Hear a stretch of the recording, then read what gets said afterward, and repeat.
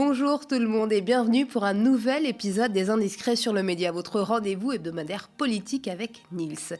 Grâce à son carnet d'adresses sans égal et sa connaissance fine des acteurs politiques de tous bords, Nils nous permet d'arpenter chaque semaine les coulisses et ce qu'il se trame dans la politique française.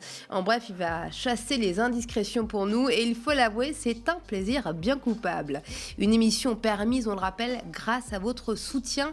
Alors soutenez notre projet Riposte, une campagne citoyenne cruciale pour bâtir une chaîne d'information indépendante et populaire. Cette bataille pour la démocratie nous concerne toutes et tous. Ça se passe dès maintenant sur campagne.lemediatv.fr. Mais tout de suite, c'est parti pour les indiscrets.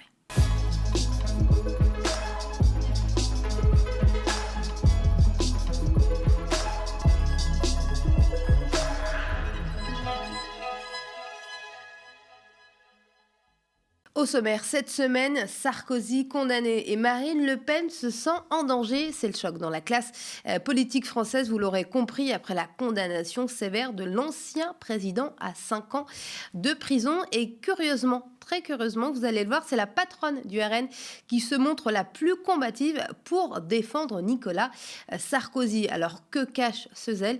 Eh bien, Nils a enquêté. Et puis Emmanuel Macron est seul contre tous. Mauvaise passe pour le président malgré un succès diplomatique à l'ONU avec la reconnaissance de la Palestine, mais qui a été vite éclipsé.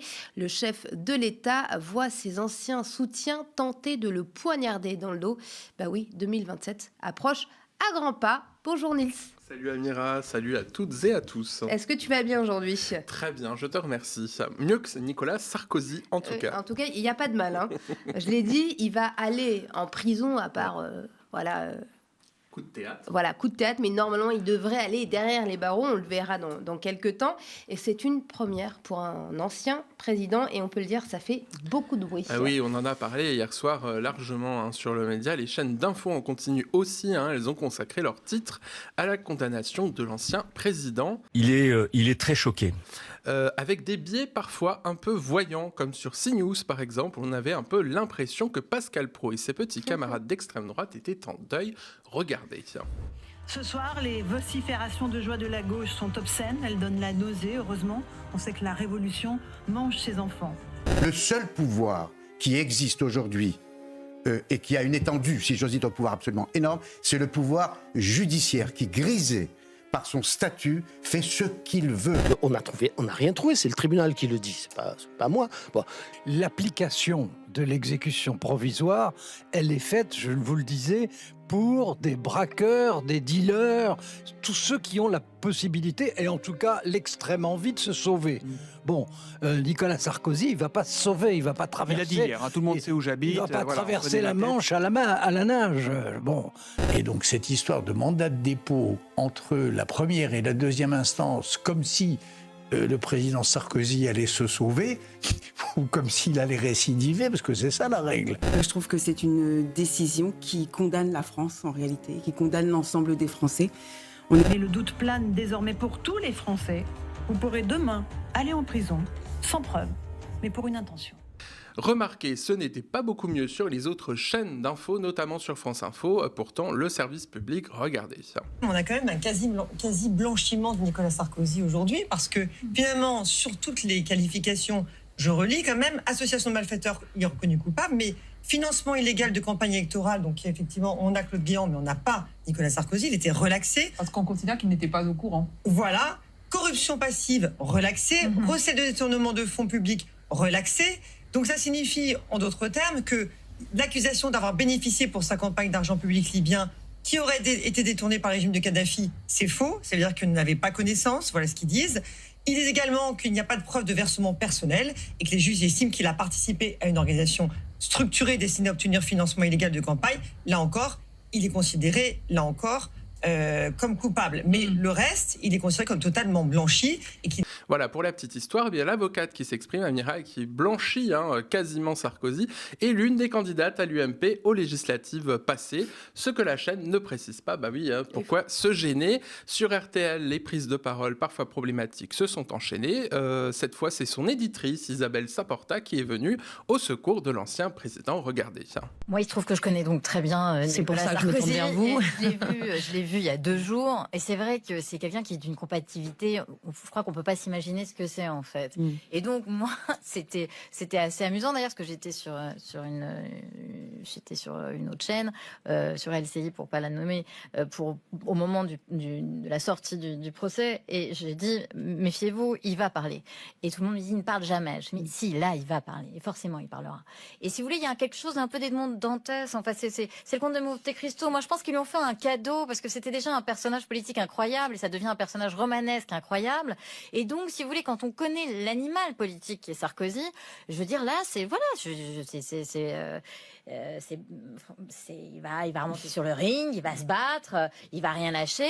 Alors après, la question, c'est comment on sort de là. Ça, je ne sais pas. Alors, Saporta, au moins, elle mentionne les liens. On ne peut pas lui reprocher de ne pas être honnête, mais on va revenir sur ce que je disais au début. Cette condamnation de Nicolas Sarkozy, elle résonne tout particulièrement au Rassemblement national. Niels, tu as enquêté là-dessus. Pourquoi ?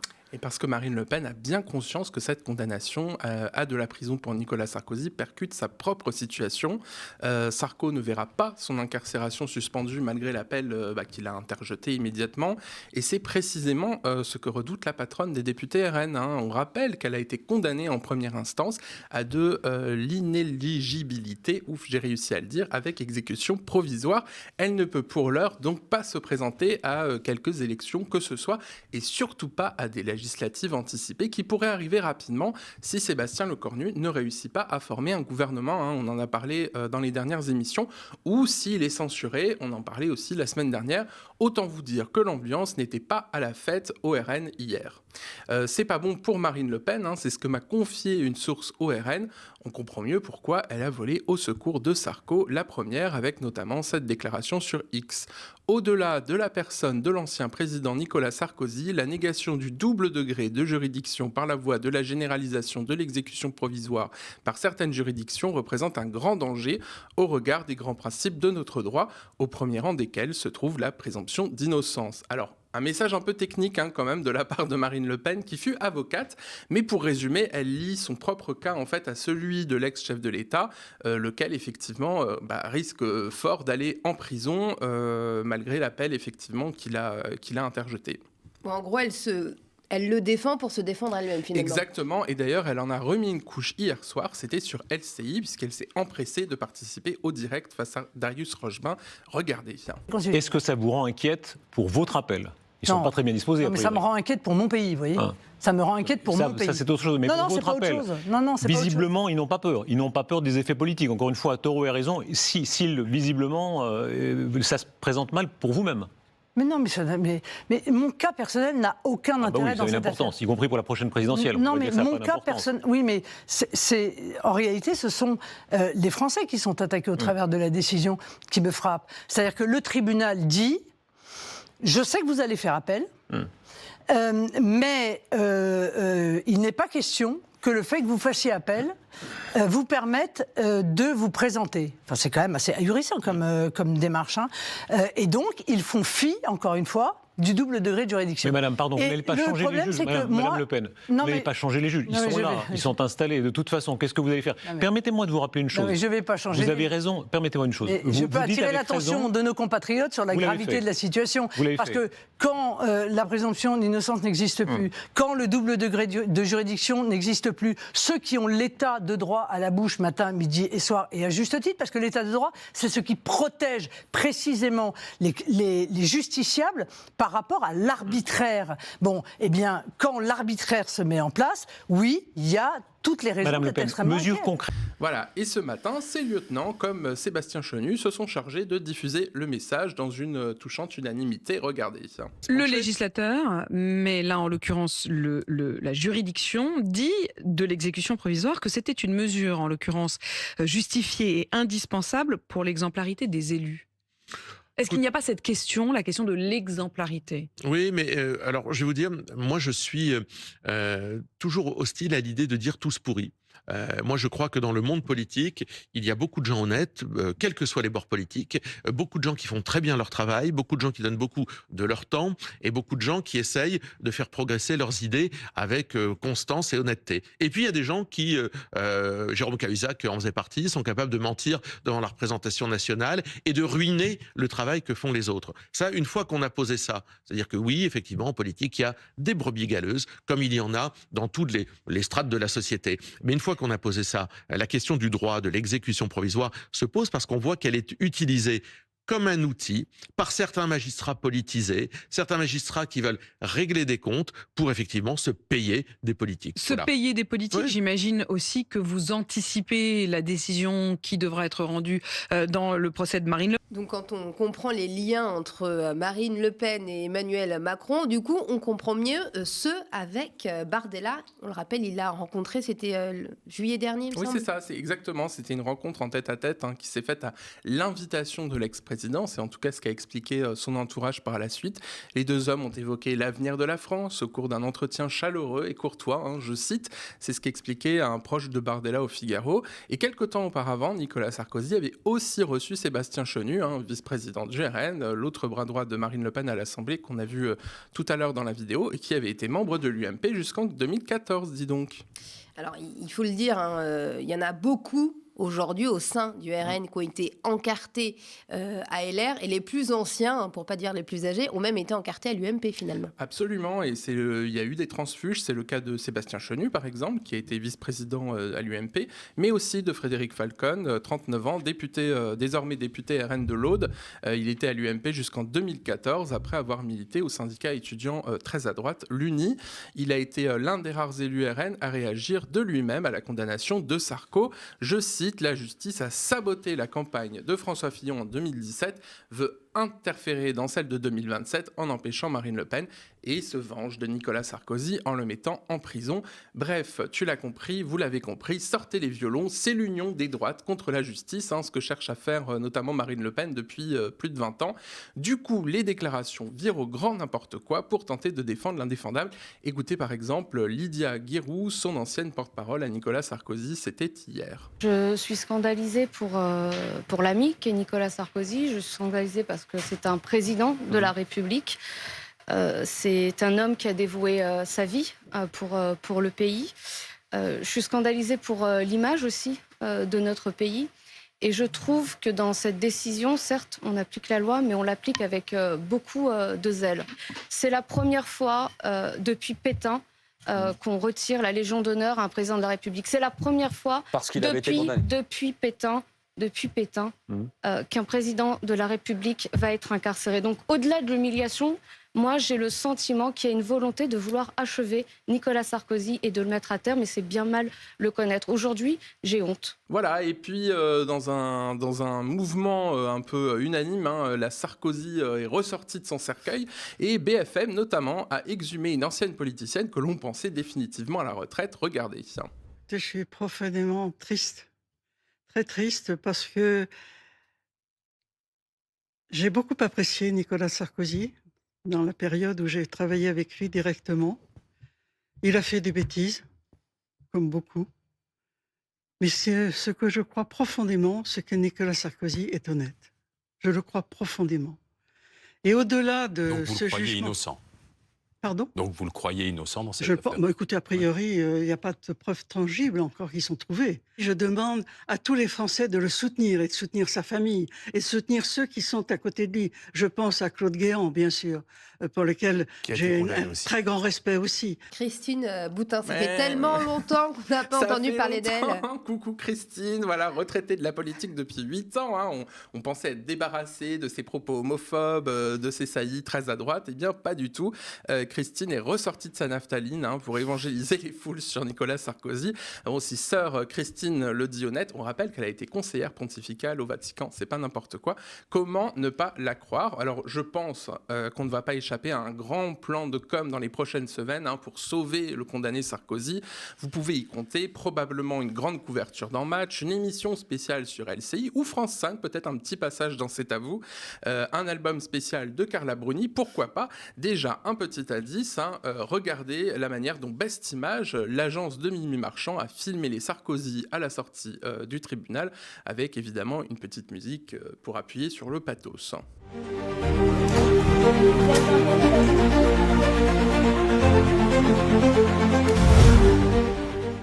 Et Nils, il y a quelque chose qu'il ne faut pas oublier, qu'il faut mentionner pour mieux comprendre, c'est que Brigitte Macron aime beaucoup Nicolas Sarkozy. Mais oui, on les avait vus bras dessus, bras dessous en 2021 lors des obsèques du regretté Bernard Tapie, n'est-ce pas ? Voilà, et puis Sarko avait aussi fait part de son admiration pour Bri en 2024, 3 ans plus tard. Elle est super, elle m'a dit qu'elle avait voté pour moi toute sa vie, c'est ce qu'avait glissé Nicolas Sarkozy à RTL. Alors la femme du président avait rectifié un peu gênée qu'elle ne dévoilait pas ses votes. En tout cas, c'est ce qu'elle avait dit à l'époque pour se justifier. Quoi qu'il en soit, c'est vrai que la femme du président commence à avoir l'habitude de voir ses petits copains en prison. Mimi Marchand a été placée en détention provisoire entre mi-juin et mi-juillet 2021 pour avoir violé son contrôle judiciaire à l'époque dans l'affaire Takedine. Et un conseiller politique ironisait après le verdict en disant « Mais en fait, c'est Mimi et Nico derrière les barreaux. » Voilà. Et c'est tout de même un drôle d'entourage pour le couple présidentiel. Donc tu parlais des Macron-Nils, c'est justement l'occasion de passer au deuxième sujet avec Emmanuel Macron qui se retrouve bien seul en ce moment. Ah oui, c'est un peu la grande solitude pour Emmanuel Macron, regardez. Voilà. Et pourtant, notre président était la star sur tous les écrans lundi soir pour son discours à la tribune de l'ONU sur la reconnaissance de l'État de Palestine par la France. Regardez ça. Le temps est venu.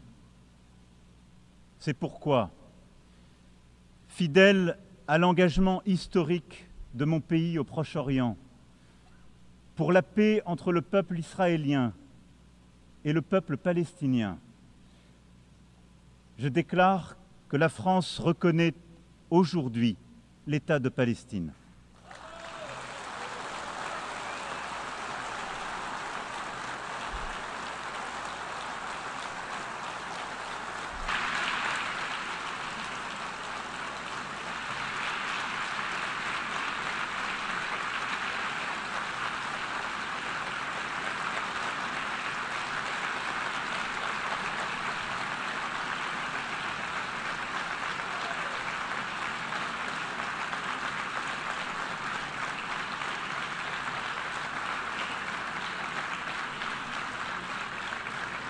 Cette reconnaissance est une manière d'affirmer que le peuple palestinien n'est pas un peuple en trop, qu'il est au contraire ce peuple qui ne dit jamais adieu à rien, pour parler avec Mahmoud Darwish, un peuple fort de son histoire, de son enracinement, de sa dignité.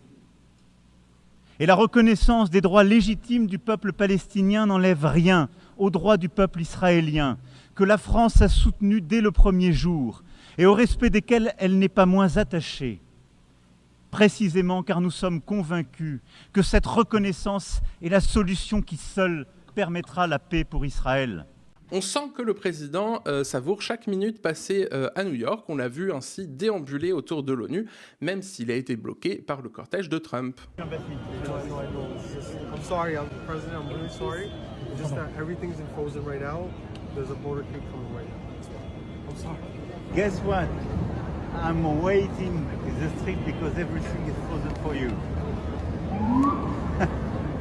Voilà, et puis c'est vrai que par rapport à Paris, l'ambiance à New York est quand même très sympa. Alors déjà, il fait beaucoup plus chaud qu'ici, puisque nous, on a une goutte froide qui traverse le pays depuis le début de la semaine. Et c'est vrai que pour Emmanuel Macron, c'est compliqué de revenir en France, puisque depuis le début de l'année, ses anciens alliés se retournent contre lui. On a Yael Braun-Pivet, par exemple, qui ne cesse de lui planter des coups de poignard dans le dos. Ce qu'elle déclare notamment dans son livre, « Si j'ai une immense reconnaissance pour Emmanuel Macron, Macron, donc ça c'est la partie positive, sans qui je n'aurais pu incarner cette société civile en politique à laquelle je continue de croire. Je ne peux m'empêcher de ressentir aussi une immense déception sur la méthode. Voilà, c'est ce qu'elle a déclaré dans son livre À ma place aux éditions Bûcher-Castel. Mais le coup le plus rude est venu de la part de son petit frère, Gabriel Attal. On peut dire son petit frère ou son fils? Ou son fils de substitution. Son fils, ce serait plutôt Sébastien Lecornu, on l'a dit la semaine dernière, parce que Sébastien Lecornu arrive à mettre d'accord Brigitte Macron et Emmanuel le papa Macron. Et la maman, du coup. Exactement. Et d'ailleurs, l'ancienne journaliste du Figaro, Sophie Dravinel, disait Sébastien Lecornu, c'est un peu le fils que les Macron auraient aimé avoir. Bon, on trouve ça cringe ou mignon, chacun se fera son opinion. En tout cas, effectivement, Gabriel Attal a donné la mesure de son talent en matière de trahison. C'était dimanche dernier à Arras. Écoutez-le. Il faut être lucide. Il faut être lucide. Ces Français en viennent à attendre 2027 avec impatience. Ils attendent 2027 avec impatience pour tourner une page, celle du chaos, celle des vieilles recettes du passé, celle des vieux schémas, des vieux réflexes. Ils attendent 2027 pour mettre fin au jeu mortel de ces formations politiques qui continuent de semer la division et d'entretenir le chaos à longueur de journée, pour enfin renouer avec de grands projets. Ils attendent 2027 avec impatience, non pour le choix du pire, mais pour réussir. Tant de Français attendent, espèrent que 2027 sera le grand ressaisissement qui leur permettra de retrouver espoir. Mais en ce qui nous concerne, penser à cette échéance n'a de sens que si nous agissons pour le pays tel qu'il est aujourd'hui. Oui, je le dis, avant 2027, il y a 2025. Et nous avons le devoir de réussir pour notre pays. Je le dis le plus solennellement du monde. Aucun d'entre nous ne souhaite le chaos. Nous ne serons jamais de ceux qui déstabilisent, de ceux qui bloquent, de ceux qui empêchent. Nous serons de ceux, toujours, qui cherchent le compromis, non par stratégie, mais par devoir, car nous n'avons pas d'autre choix. Voilà, donc ça, c'est un discours qui a fait évidemment vriller l'entourage. Tout le monde est en train de le trahir. Oui. Non, mais c'est un discours qui a fait vriller l'entourage de Macron. Alors, j'ai demandé à un proche du président ce qu'il en pensait. Il me dit Attal militait pour Emmanuel Macron depuis 2016. Il est ensuite devenu député, ministre au gouvernement, puis Premier ministre. Ce qu'il fait, c'est petit et minable, comme Gabriel sait le faire. Voilà, donc c'est sans appel, je dirais. Et puis, Édouard Philippe aussi s'y est mis. Bon, il faut dire qu'il s'est toujours affiché avec une certaine liberté depuis qu'il a été viré du gouvernement en janvier 2020. Regardez le dire ses 4 vérités à son ancien patron. C'était dans l'émission de Guillaume Play. Vous étiez moins en accord avec lui à la fin? Enfin, moi, proche. Je pense que j'étais de plus en plus Premier ministre et que ce président n'aime pas beaucoup les Premiers ministres.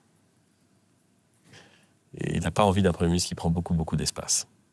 Et qu'en effet, avec le temps, j'étais de plus en plus Premier ministre. Vous avez des nouvelles de lui? Enfin, vous écrivez encore? Non, on se voit peu. Je l'ai vu cette semaine, puisqu'il a invité à déjeuner les chefs de parti en présence du Premier ministre. Donc c'était la première fois que je le revoyais après 9 plus. La dernière fois que je l'avais vu, c'était en novembre. Donc je le vois peu et on échange peu. Mais quand je vois le président, ça se passe toujours très cordialement et même très cordialement. J'ai quelques désaccords avec lui, mais j'ai aussi... et je dois dire que j'ai quelques désaccords sur les décisions récentes qu'il a pu prendre, mais on se parle très, très cordialement et je vais pas... ce serait très facile pour moi aujourd'hui. Il est très impopulaire. Très impopulaire. Ce serait très facile de taper comme un sourd et de dire... voilà ma vérité sur Emmanuel Macron. Voilà, il ne veut pas taper officiellement sur Emmanuel Macron, mais il le fait quand même sans le dire. Quand Édouard Philippe dit « ce président n'aime pas beaucoup les premiers ministres et n'a pas envie d'un premier ministre qui prenne beaucoup d'espace », il faut comprendre, Macron ne supporte pas la concurrence et préfère nommer des médiocres. Sébastien Lecornu qui vient de prendre le poste après Sierra. Donc si on comprend bien, Nils, ça sent mauvais en tout cas pour Emmanuel Macron pour 2027. Tout le monde veut lui prendre sa place. Oui, c'est ça. Alors bon, de toute façon, il ne peut pas se représenter et c'est vrai et ça joue probablement dans l'équation. C'est-à-dire qu'ils ont senti le goût du sang en fait. Et puis maintenant, chacun veut lui piquer sa place et il lui reste quand même à peine 1 an et demi pour pour en tout cas essayer d'embellir son bilan. On rappelle quand même que les 3/4 des Français rejettent sa politique et rejettent ses réformes. En tout cas, on attend qu'il adoube son poulain, finalement. Oui, mais il le fait toujours pas. Hein. Donc on attend, on verra peut-être la semaine prochaine ou dans quelques semaines, en tout cas, tu nous diras tout, Nils. Merci en tout cas à toi d'avoir été avec nous. Merci à toi et merci à vous de nous suivre toutes les semaines. Vous l'aurez compris, c'est la fin de cette émission Les Indiscrets avec Nils. Et on se retrouve la semaine prochaine pour un nouvel épisode. En attendant, excellente suite des programmes sur le Média.